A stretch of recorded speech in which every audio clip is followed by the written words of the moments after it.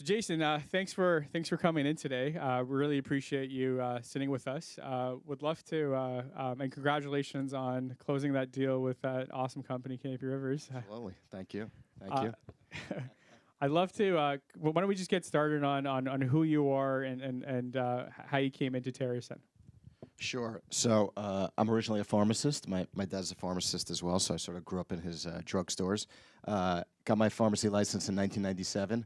Right around the same time, I got really into the stock market. I was investing. I read the Peter Lynch books, One Up on Wall Street and Beating the Street, and it was all about buying what you know. So I started investing in drug stocks. And at the end of that first year being a pharmacist, I made $65,000 in salary, and I had taken about half of that. Amazingly, I didn't need that whole amount to live over the course of a year. I had taken half of that, put it in the market, and turned that $30,000 into about $500,000. So and also it was just a lot more exciting than filling prescriptions. It was more lucrative and more exciting. So I decided to open up a fund. My view was sort of, if you build it, they will come. And I felt like I was going to have good performance, and that eventually we'd be able to raise money. So I launched the fund in October '98 with $80,000 under management, and sort of just ran the fund for appreciation, not necessarily to raise as much money as I could. But fortunately, we had good performance. About 10 years later, the fund was up to about $50 million in AUM, and we were up about 26% a year through those first 10 years. The area that I really enjoyed the most out of the pharmaceutical sector was what's called the specialty pharma sector, and they were much more. Those are all the drug companies that are smaller than the big cap guys like Merck and Pfizer and Abbott, and I just found them to be more entrepreneurial. And a lot of them were much more M&A oriented, which I was very focused on. I really like companies that were out doing deals.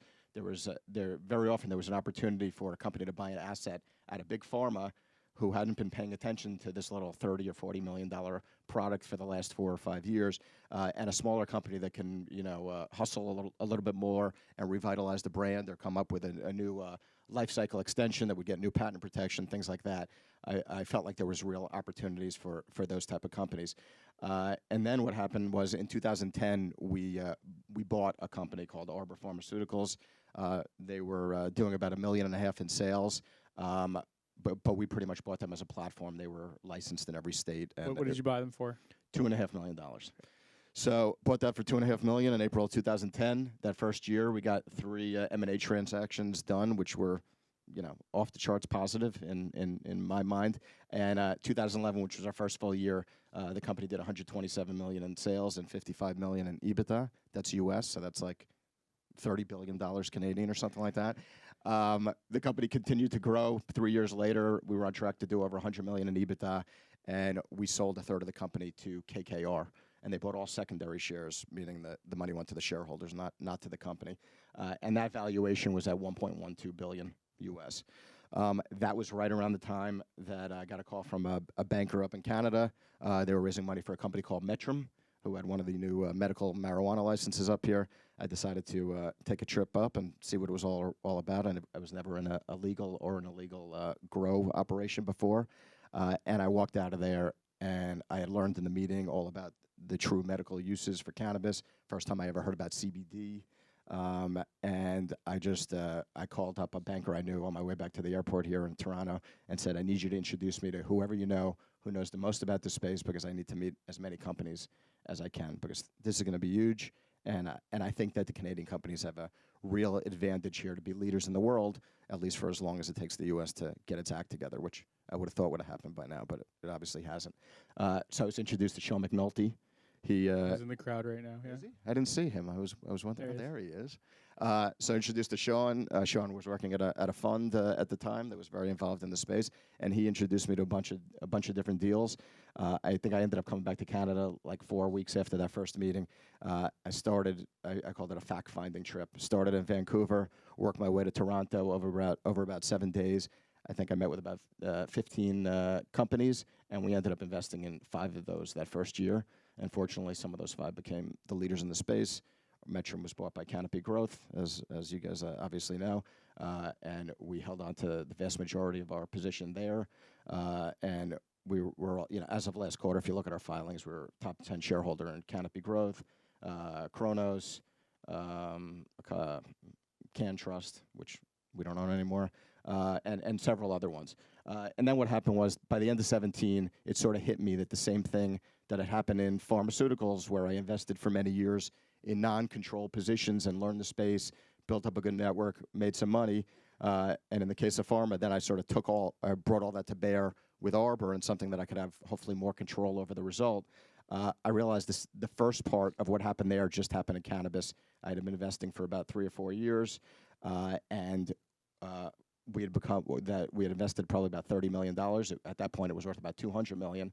And my thought was, I think we should either start a LP or take control of an LP, because I think now the next step is to do something where we have some more control over the result.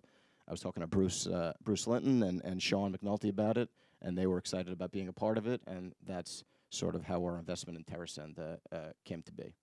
Awesome. So and at this point, this point, the fund's a little over $1 billion US, and the majority of what we do is in the cannabis space. Which is exactly the question I was going to ask you there. That's fantastic. So you've been in this space for quite some time, and TerrAscend's kind of your winning horse in this space. It's something that you dedicate a lot of time and energy to, out of the over 50% holdings that you have in the cannabis space. What really attracts me about TerrAscend is that the rapid expansion in the U.S. and in Canada and Europe. They're the only company that sells in all 3 of these states and continents, and really has a global focus to it. And a lot of that growth has been driven not only organically, but as well as inorganically, so through some strategic transactions that have taken place. We've been investors at Canopy Rivers. We've been investors in TerrAscend since November of 2017. I've seen a lot of growth happen since those early days up to this point. The ups and downs and the roller coasters of the cannabis industry, call it. With the recent transaction, Canopy Rivers, we just invested $10 million US into TerrAscend's Canadian sub today, because we truly do believe what you guys are doing all over the world. Thank you. What are you going to do with that money? What are the uses of the funds there? So we've been building TerrAscend similar to the way we built Arbor, which was, in my view, you acquire some operations, and at the same time you build some other things organically. And what I like to call it in terms of the existing operations, I like to call it that we need to eat while we dream. And we have some assets that we're paying money for now, and they're bringing in current revenue and EBITDA. And at the same time, we're doing other things where we're building it more organically. New Jersey would be a good example of that, where we applied for a license, and we're going to be opening up our first dispensary there and cultivation operation in the next few months. And the ones that aren't bringing in any revenue right now, those are the operations that you hope are going to really be delivering in 3 or 4 years, when maybe some of the other things are a little bit more mature. What's been happening, and generally I'm like an M&A junkie. That's what I did. That's what we did with Arbor. I love doing deals. I think I was never that creative, like when I was growing up and when I was in high school and all that, in terms of being able to write, short stories and things like that. But I found that I'm actually really creative when it comes to doing M&A transactions and figuring out win-wins for both sides. And that's what I think that we've been able to do in this space. Generally, in terms of the companies we're meeting, if we really like them, they usually really like us and would rather do a deal with us versus pretty much anybody else. And part of it might be because of Heather Malloy, who's here in the audience, who runs BD for us, and everybody likes her and loves her. She's awesome. Yeah. Yes, she is awesome. So, but that's been the case, and that's why we've been able to get what I think are very attractive deals. But the cannabis world has changed pretty significantly over the last 3 or 4 months. And whereas 6 months ago, if we made an offer to a company, we were never going to be the highest bidder for any asset. But we could usually get those companies to justify in their heads that they're taking our stock, and they think that we're going to be one of the top players in the world over the next few years, and that we're not priced that way right now. So even if they're taking less from us, over the long term, they're going to make more money, and they're going to be working with people that they like and trust. That was the case 6 months ago, but some of the pushback we sometimes got from people is, well, I can just go to some of these Canadian banks, and they said they'll raise me money at 3 times the price of what you're offering us. Well, that game is almost completely over. we never get that pushback anymore that they can raise money up in Canada at a lot higher valuation. It's a great time to have cash. Yeah, exactly. Well, good thing we got a wire that just came in today. So generally now we've got these really good deals in our pipeline. I think the Ilera deal that we just announced, I don't know, 3 or 4 weeks ago and closed in the last couple of weeks. I think that's a great example of the type of deals that we're able to strike. And that was a deal that we originally signed the LOI on probably 4 or 5 months ago. So it was when things were still a little better. But that deal, we were able to bring in, $45 million US in run rate revenues, substantial EBITDA profit margins, and all we paid them was $50 million up front, 25 in cash and 25 in stock.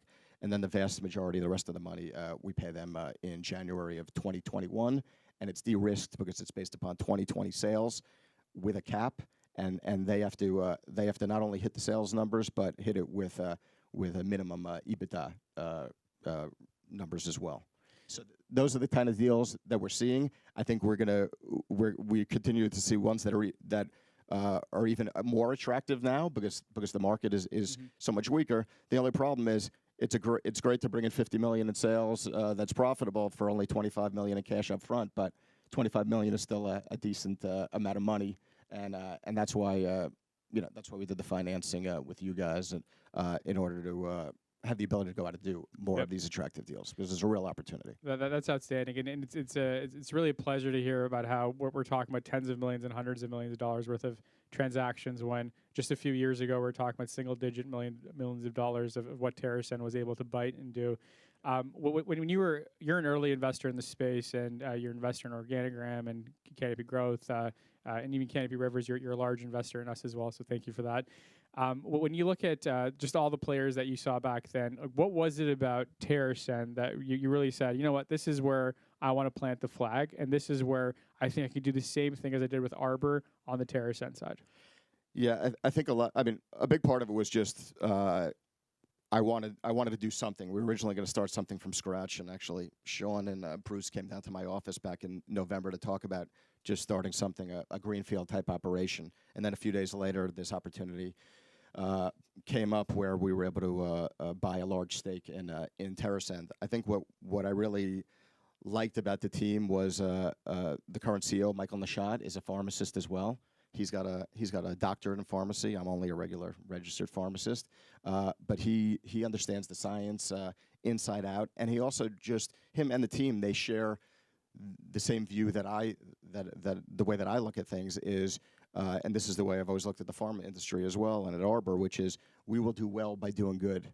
If we improve patients' lives and extend patients' lives, because I think there's a lot of data that's going to be coming out about anti-tumor, anti-cancer properties of cannabis. If we focus on that, then everything else is going to take care of itself. And that's an approach that most of the operators in the cannabis space in the U.S. and in Canada don't necessarily share. And it also it flows through in terms of quality assurance and making sure you talked about standardization of products.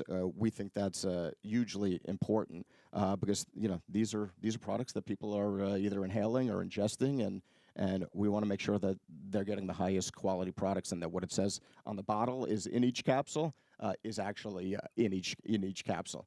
A lot of people sort of sometimes pigeonhole us into thinking that we're much more medically focused or R&D focused. I think that our pharma background, it's not necessarily about going and doing what I like to joke are science projects. To me, this is more like the pharmaceutical industry 150 years ago, where we just need to, the first thing we need to do is be focused on standardization and quality. Absolutely. So when you look at the top 10 MSOs, a lot of the feedback that you get from the investor community is that they all look the same, and they all say the same thing. So it's kind of like, how do I differentiate between them? They all say they're doing well in execution, they're building brands out there, and they're really trying to attack the medical market and the consumer market as well. When you look at TerrAscend, like what differentiates you from all of the other companies that are out there that are trying to do the same thing and attack the same market? Yeah, I think a lot of them also talk about how they're going to be the biggest.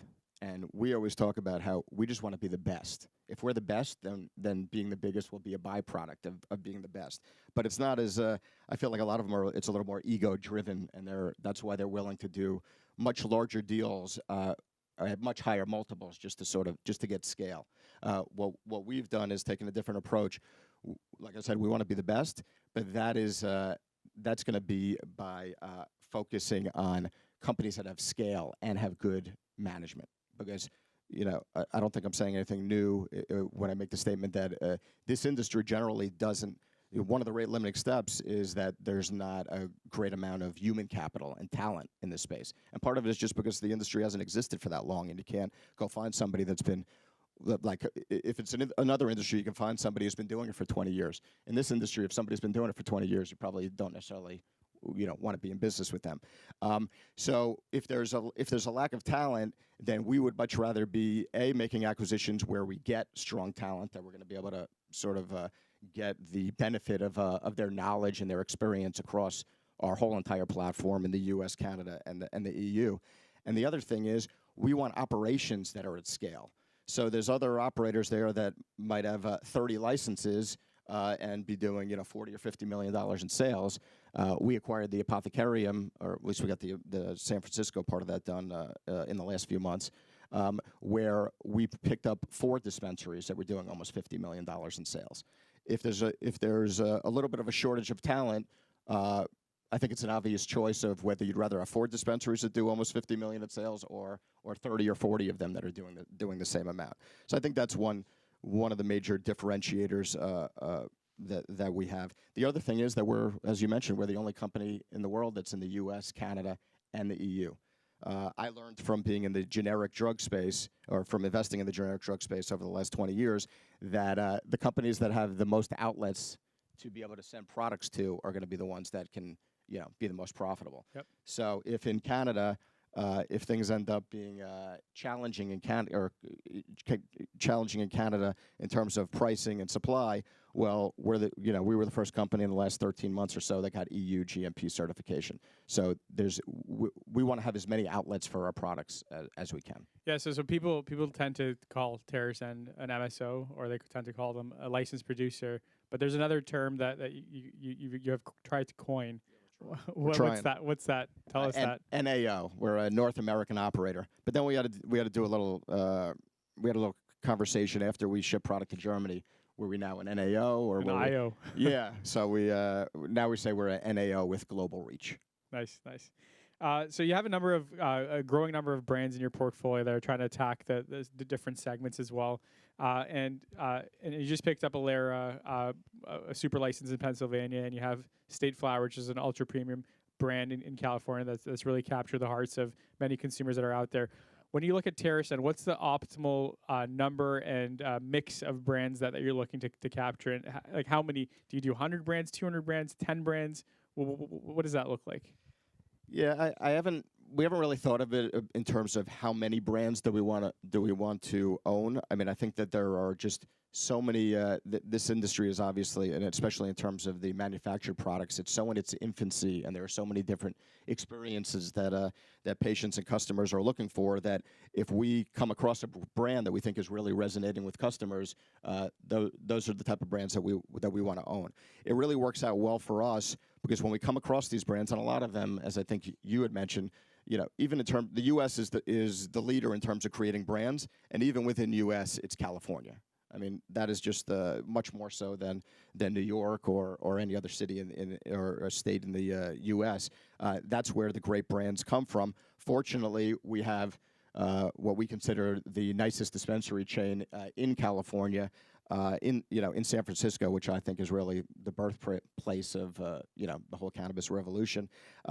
We've got a sort of a courtside seat to see what are the brands that are doing the best and that are really resonating with consumers.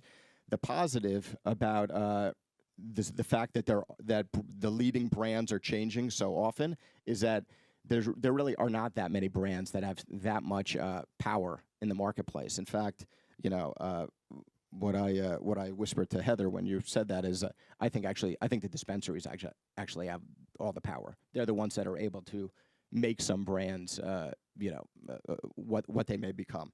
So, but anyway, we're seeing all these great brands in California.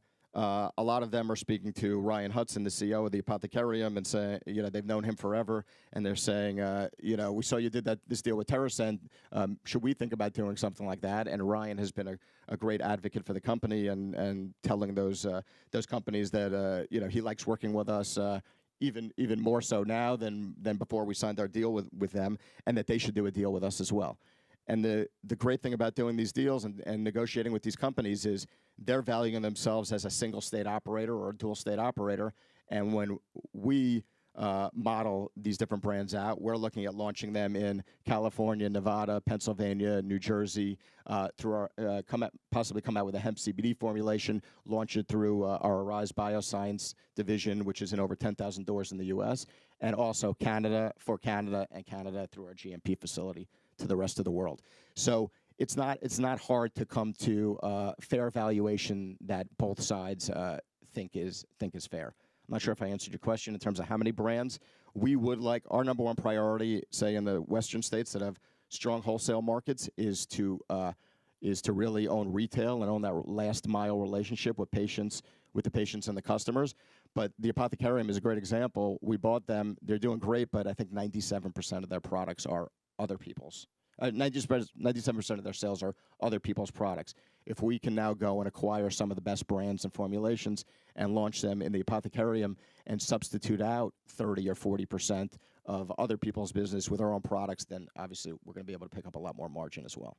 Got it. So right now when you look at TerrAscend, and this is mostly because the supply chain hasn't really been fully panned out yet, but there's a lot that you're doing on the cultivation, brand building, pharmaceutical side, retail and distribution. How does the focus of brands fit in? I mean, today's topic is all about brands, and is there more of a focus on brands and less on everything else? How do you, as we look into the future and we see vertical integration kind of going away and horizontal integration taking place, when you can trust the upstream and downstream suppliers to really give you the service and the quality that you're looking for, that you could have built internally before, but now you can rely on them. Where's the focus going to be? Is it going to be on brands, and how much of that focus is going to be on brands? I think there's a lot of focus on brands, but I guess it's not just product brands; it's also dispensary brands. Like, I love the Apothecarium. Their store aesthetic is unbelievable. This is a team that built their business really thinking about the long term, and you can see it in terms of talking to their employees and to their customers. They're always so happy whenever you talk to their employees. They're just so excited to see every customer that comes in the door. Right, exactly. So that is so the Apothecarium is, and I love the name. I mean, I'm the son of a pharmacist, so it's sort of the name. The Apothecarium straddles sort of medical and rec really well as well. So I would say that is certainly a brand that we think is going to do really well as we roll it out across the U.S. In New Jersey, we'll be opening up 3 Apothecarium dispensaries over the next say 18 months. In Pennsylvania, we are changing the name of Ilera's dispensary to the Apothecarium, and we'll be opening up 2 more Apothecariums there in the next, say, 6 months. So in terms of brands, I'm thrilled that we own that brand and that we have the people that are going to help us roll out the actual stores in all of these new jurisdictions. In terms of the other brands, I think that it is there are going to be some national brands. There aren't any right now other than, say, PAX, but they don't really touch the plant. But that's why I'm really excited about us cross-pollinating all of our brands, where we do have scale in 4 states in the U.S. at this point, and Canada and the EU. And with Arise, we're going to be launching, say, Valhalla, which is a brand that we got with the Apothecarium acquisition. We're going to launch a Valhalla hemp-derived CBD gummy through Arise.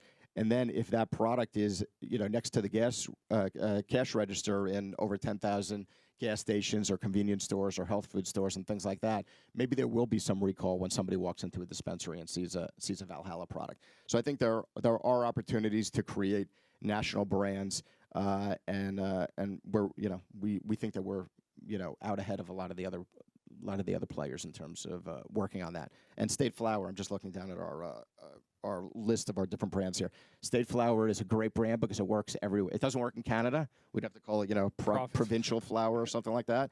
But State Flower works in every state in the U.S. and we're really thrilled to own that brand, and also to have the management team from State Flower to help us roll out cultivation in other states as well. Got it. Got it. So my next question is going to get a bit more serious. We do have only 5 more minutes left. I think that there's an elephant in the room right now, which is how the capital markets have been progressing lately. And every day, like many other cannabis connoisseurs in the room with us and on the telecast, we wake up at 7 a.m. and we start looking through all the press releases that come out and what companies are doing. And you're consistently seeing companies moving forward. Like the industry's growing worldwide. Regulations are changing. The prohibition is dropping. So we all have this belief in the long-term vision of cannabis, yet the capital markets are telling us something different. Can you give us some commentary on how you see everything playing out? Sure. So I have my own theory on what's been happening here in the market, and generally my view is that the U.S. companies structurally they trade at lower multiples on a price to sales basis because structurally they're more difficult for a lot of investors to invest in because they operate in an illegal market. So therefore they trade at a lower multiple, and the problem is that the Canadian market has turned out to, at least currently, is smaller than people were expecting. And in my view, there's a good chance that it's going to continue to be smaller than people have been expecting for the next several years, at least until we can get more dispensaries opened up. Originally, there wasn't enough product, and now there's not enough dispensaries up here in Canada. And the problem is that there is still this linkage between the U.S. Players trading at lower multiples than the Canadian players, and if numbers continue to come down for the Canadian operators, that's going to make the Canadian operators go down. And as long as people still believe that the U.S. companies should trade at lower multiples, the U.S. is sort of linked, in a bad way, is linked to the performance of these Canadian names. It's not as bad in terms of market cap in the U.S. versus market cap in Canada relative to, say, a year ago. A year ago, it was pretty much 100% in Canada. Now it's probably 70 or 80% in Canada, but it doesn't make sense because there is so much more business. The market size is so much larger in the U.S. right now, even though a fraction of the market cap is there. I know you folks at Rivers have seen things the same way for the last 12 months or so, and have made a big move into investing in the U.S. And I obviously wholeheartedly agree with that. That is, the U.S. is the biggest market in almost every industry. It definitely is in the cannabis industry. We're just in this sort of little bit of a wacky period where so many investors can only invest in Canada. But I think that delinkage is going to continue. It's going to continue to delink, and the U.S. operators should start trading more based upon their fundamentals than just whatever's happening in Canada. That's what I love about TerrAscend is the ability that you're a North American operator in the sense that if there's anything advantageous in Canada, you can capture it as an LP. And if you like the U.S., you're an MSO in the U.S., so you can play both sides of the border, which we just don't see plays like that at all, really, in the cannabis space. So kudos to you and your team. We have about 2 more minutes left. I do want to open it up to the audience to see if anybody had any questions that they wanted to ask Jason while we have him up here. Sean? Nothing from you, Sean?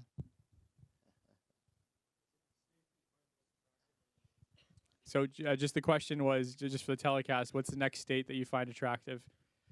We're looking at several other states. I would say Massachusetts is very interesting. It's a very large market. As I'm sure everybody knows, it went adult use legal, I don't want to say about 6 months ago or so. And there has been a problem because you're only allowed to own 3 medical and 3 rec dispensaries in Massachusetts. Many of the operators had a workaround where they had their 3 and their 3 or just 3 rec dispensaries, and then they went and did management agreements for more than 3. And the Boston Globe has been running stories about that for the last several months, and that is probably going to need to come to an end. So we're sort of glad that we didn't pull the trigger on anything in Massachusetts because we think that we're going to have a real opportunity to choose 3 dispensaries that we really like. So that would be one opportunity. We're looking at a lot of other states. Pretty much. It depends, the West Coast, we're more focused on owning retail and that last mile relationship with the customer or the patient. On the East Coast, you need to be fully vertically integrated, like we are in New Jersey and Pennsylvania, and the margins are really good on the East Coast. It's a lot more work in terms of managing the whole thing from seed to sale, but Fortunately, we have the experience there with our experience in Canada and in California and New Jersey, where we can profitably roll out fully vertically integrated operations on the East Coast. I think there was another question. Yep.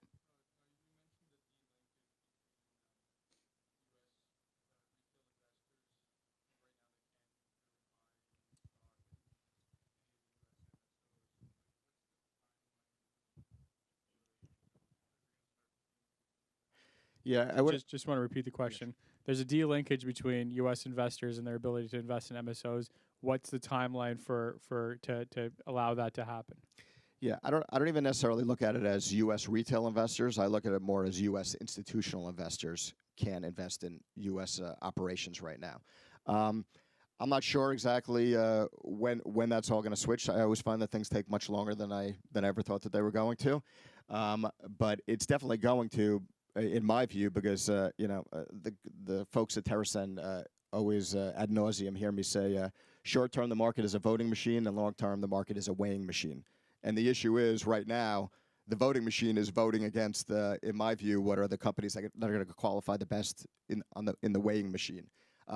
But these businesses in the U.S., they're growing their revenues and their profitability substantially. At some point, that linkage has to change. If it doesn't, then companies are going to start to if the market still is not rewarding them, then companies are going to start taking themselves private or doing different things. I mean, when you're making money, then you have a lot of options.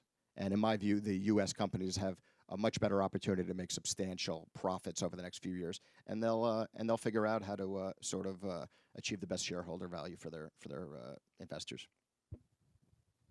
Great. Well, thank you so much, Jason, for joining us today and telling us everything about TerrAscend and your views on the market as well. Really appreciate it. Thank you. Thank you.